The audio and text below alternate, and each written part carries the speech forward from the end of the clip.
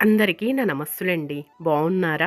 అందంగా, ఆనందంగా, ఆరోగ్యంగా జీవితాన్ని ఆస్వాదించడానికి అమ్మ నాన్న ఆశీస్సులతో శ్రీ ప్రభా ఛానల్‌కు స్వాగతమండి. మేము బావుండాలని, మీరు అంతకన్నా బావుండాలని ఆ భగవంతుడిని మనస్ఫూర్తిగా ప్రార్థిస్తూ ఈరోజుటి వీడియో ప్రారంభించుకుందామండి. అందరికీ ఆంగ్ల సంవత్సరాది జనవరి 1 నూతన సంవత్సర శుభాకాంక్షలండి. అందరం సుఖంగా, సంతోషంగా, క్షేమంగా, ఆయురారోగ్యాలతో, అష్టైశ్వర్యాలతో, నిండు నూరేళ్లు సౌభాగ్యంతో, బిడ్డాపాపలతో చల్లగా వర్ధిల్లాలని ఆ భగవంతుడిని మనస్ఫూర్తిగా ప్రార్థిస్తూ వేడుకుంటున్నానండి.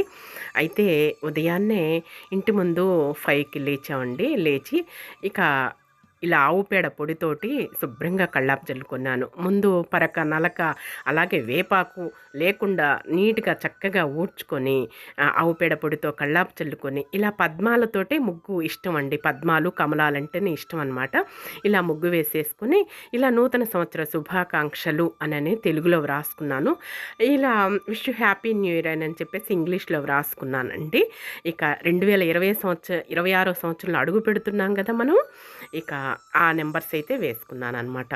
ఇలా రంగులు కలర్స్ వేసుకొని అలంకరింపజేసుకొని ఇలా వాకిళ్ళైతే మనం స్టార్ట్ చేస్తాం కదా, డిసెంబర్ 15 నుంచి స్టార్ట్ చేసుకుంటాం కదండి. ఇక నిలబడతాం కదా, అలా వాకిళ్ళు కంపల్సరీ వేసుకోవాలన్నమాట. అలా ఇంగ్లీషు అక్షరాలు వ్రాసుకున్నట్లు ఉంటుంది. ఇలా మన తెలుగులోగా మన సాంప్రదాయం ప్రకారంగా ఇలా ముగ్గు వేసుకున్నట్లు ఉంటుంది.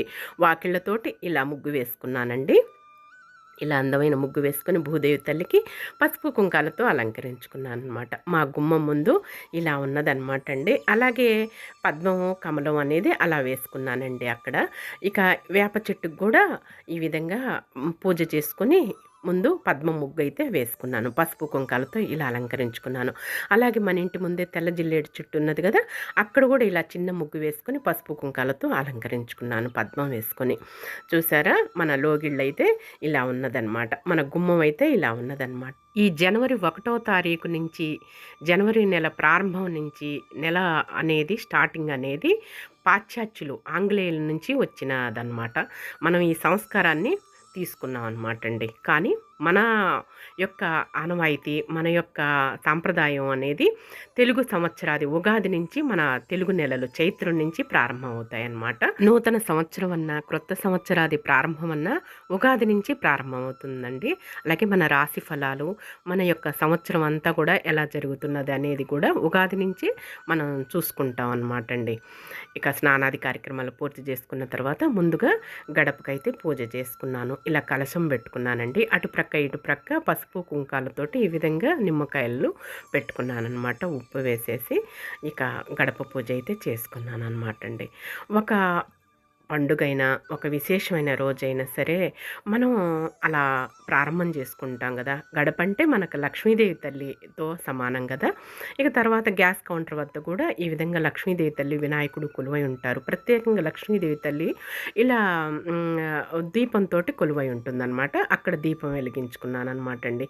ఇది ఇంకా పొంగలి చేసుకుంటున్నానండి. పాయసం అనమాట, అంటే రైస్ అనమాట. రైస్లో బెల్లం అది వేసుకొని పాయసం, పొంగలి అంటాం అనమాట. అది స్వీట్ అనేది తయారు చేసుకుంటున్నాను ఈ స్వామివారికి ఇలా నివేదించుకుందామని చెప్పేసి. అలాగే ఇక పులిహార, చింతపండు పులిహార అయితే తయారు చేసుకుంటున్నానండి. ఒక స్వీటు, ఒక హాటు దేవుళ్ళకి నైవేద్యంగా ప్రసాదంగా నివేదించుకుందామని చెప్పేసి చింతపండు పులిహార, పొంగలైతే పెట్టుకున్నానమాట ప్రసాదాలుగా. ఈ తాలింపు అయితే పెట్టుకుంటున్నానండి.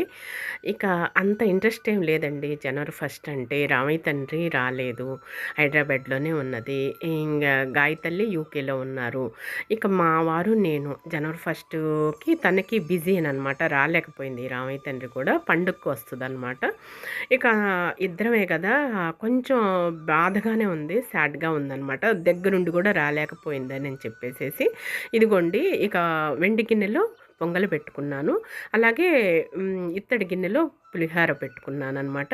ఇక స్వామివారికి ఇలా మా చామంతులు, గులాబీలు, మన ఇంటి ముందు శంకుపూల మొక్క చిన్నగా గోరింటా చెట్టు కల్లుకున్నదండి.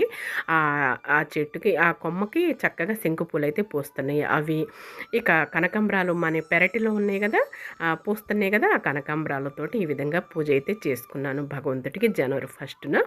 అందరూ సుఖంగా ఉండాలి, అందులో మనం ఉండాలన్నమాట. లోక అంతా కూడా సంతోష సంతోషంగా, సుఖంగా ఉండాలి స్వామి.